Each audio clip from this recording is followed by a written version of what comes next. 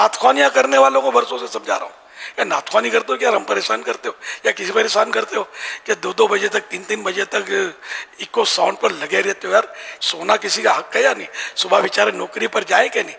بچے روتے ہوتے ہیں بیچارے، ان کو کیا تمہاری نعتوں سے سمجھ پڑے؟ چونک کے جاگ جائیں ساری رات رو رو کے، نہ سوئیں نہ سونے دیں کسی کو. بڑے بوڑھے بیچارے مریض نیند کی گولی کھا کر پڑے اور یہ عاشقان رسول کہلانے والے ایکو ساؤنڈ پر لگے ہوئے ہیں. نہیں، یہ جائز نہیں. اس طرح مسلمانوں کو تکلیف دینا، یہ برا لگے تو آدھی روٹی کم کھا لینا، زیادہ مت کھانا، مہنگائی کا ٹائم ہے. 2 روٹی زیادہ کھاؤ. لوگ بولتے تھے پہلے، میں آدھی روٹی کم کھاؤ بولتا ہوں. بچانے کی بات ہے نا، ایسوں کو تو سزا دینی چاہیے نا کہ ہماری روٹی بچاؤ. تو نعت خوانی جو کرتے ہیں وہ بھی احتیاط کریں. نعت خوانی کریں مسجد کے اندر بے شک کریں، مائک اندر میں رکھیں. نعت خوانی اعلیٰ درجے کی عبادت ہے، اس میں کوئی شک نہیں ہے. مائک اندر رکھیں. محلے میں مائک کی آواز جاری ہے تو محلے میں مسجد لوگوں کو سونا ہوتا ہے، آرام کرنا ہوتا ہے.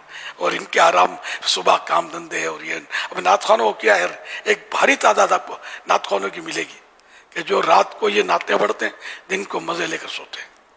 میری غلط نہیں ہے بات، میں گاٹ گاٹ کا پانی پیا ہے، دنیا دیکھی بھالی ہے. یہاں تک کہ فجروں کی اذانیں ہو رہی ہوتی ہیں اور محفل اب ختم ہو رہی ہے. نمازی مسجد کی طرف جاتے ہیں، بعض اوقات یہ صاحبان بستر کی طرف. سب نہیں لیکن ایسے لوگ بھی ہیں. اللہ پاک میرے حال پر رحم کرے. میرا سنی مذہب اس کی اجازت نہیں دیتا کہ وہ بولے سنی ایسے